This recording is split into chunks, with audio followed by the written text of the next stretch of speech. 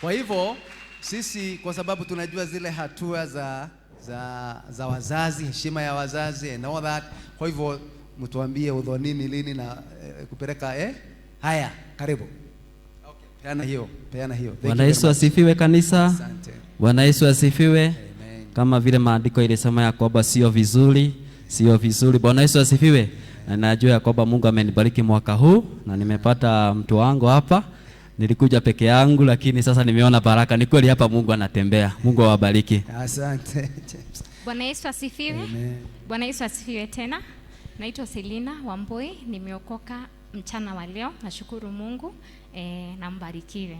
Asante. Hamujaalika watu kwa nini? Udhoni itakuwa tarehe 4 mwezi wa 4. Alright. Itakuwa Easter. Mungu awabariki. Easter ndio watapeleka mali. Asante.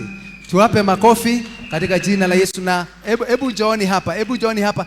Kuna desturi yetu na huwa tunawaombea. Unajua ni safari wamea na wanahitaji Mungu awasaidie. Kwa hivyo tusimame kanisa. We want to pray for them. Mungu apeane pesa, apeane chochote kinachohitajika kwa sababu ya hawa baba wetu.